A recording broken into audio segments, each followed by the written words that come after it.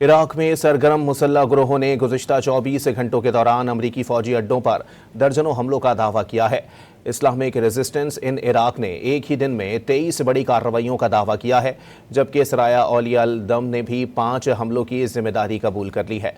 मुज़ाहिमती ग्रुपों के मुताबिक इन हमलों में दर्जनों ड्रोन्स इस्तेमाल किए गए, जिन्होंने सरहद पार और इराक के अंदर मौजूद अमरीकी अड्डों को निशाना बनाया।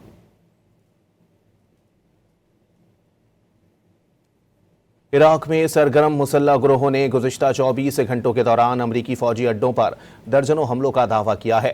इस्लामिक रेजिस्टेंस इन इराक ने एक ही दिन में 23 बड़ी कार्रवाइयों का दावा किया है, जबकि सराया औलिया अल दम ने भी 5 हमलों की जिम्मेदारी कबूल कर ली है। मुज़ाहिमती ग्रुपों के मुताबिक इन हमलों में दर्जनों ड्रोन्स इस्तेमाल किए गए, जिन्होंने सरहद पार और इराक के अंदर मौजूद अमरीकी अड्डों को निशाना बनाया।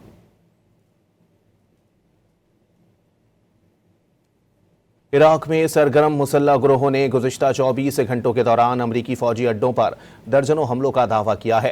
इस्लामिक रेजिस्टेंस इन इराक ने एक ही दिन में 23 बड़ी कार्रवाइयों का दावा किया है, जबकि सराया औलिया अल दम ने भी 5 हमलों की जिम्मेदारी कबूल कर ली है।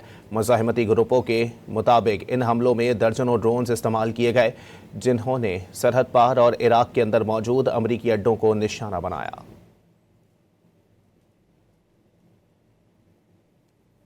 इराक में सरगर्म मुसल्लह ग्रोहों ने गुज़िश्ता 24 घंटों के दौरान अमरीकी फौजी अड्डों पर दर्जनों हमलों का दावा किया है।